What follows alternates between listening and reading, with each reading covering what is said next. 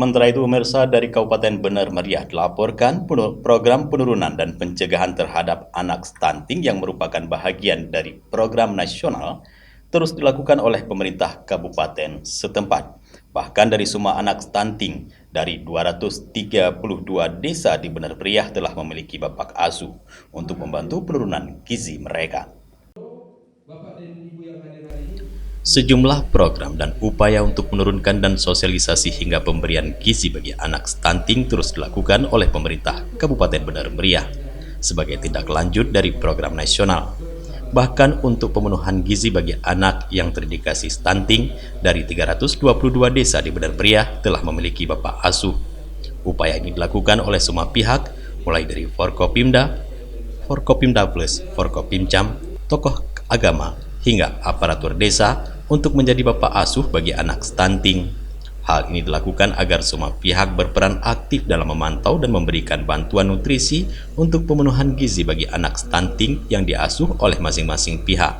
Data anak stunting di Kabupaten Bener Meriah sendiri tahun 2020, angka prevalensi stunting mencapai 25,62% dan menurun drastis hingga 12,4% pada tahun 2022 kemarin. Dengan pola penerapan bapak asuh tersebut, pencegahan stunting terus dilakukan saat ini, baik sosialisasi bagi para remaja dan para calon pasangan usia muda pada saat bimbingan pranikah di kantor KUA. Penjabat Bupati Bener Meriah, Haili Yoga, juga meminta sejumlah pihak dapat berkontribusi nyata dalam penurunan angka stunting di kabupaten ini dalam menyukseskan program nasional dalam rangka mewujudkan sumber daya manusia yang unggul dan berkualitas.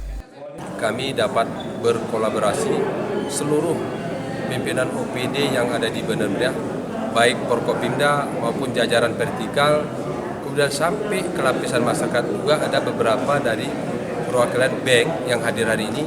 Semuanya berkontribusi untuk memahami stunting sehingga nanti penurunan stunting itu akan terjadi karena semuanya bertanggung jawab. Nah, hari ini juga kita sudah mulai memasuki eksekusi terkait tentang bapak asuh. Dari 232 desa, ini semuanya sudah memiliki bapak asuh yang berkontribusi yang disampaikan oleh Pak Kapolres, Pak Ketua DPR, kemudian dari Pak Dandim dan Pak Kajari, semuanya berkontribusi. Apabila nanti ada masyarakat kita yang stunting, nah ini menjadi isu strategis yang langsung ditangani oleh bapak asuh. Nah, ini adalah salah satu sentuhan daripada seluruh pejabat, stakeholder dan lain sebagainya yang berkontribusi terkait tentang memahami stunting. Nah, rata-rata yang berdampak kepada stunting adalah ekonominya lemah. Nanti kalau kita yang menjadi bapak asuh membantu masyarakat kita yang kurang mampu, kemudian disiplin mereka untuk bagaimana membawa ke posyandu, terus kemudian ulama juga berperan. Nah, ini saya pikir media juga berperan. Dari Bener Meriah, Tim Liputan Aceh TV melaporkan.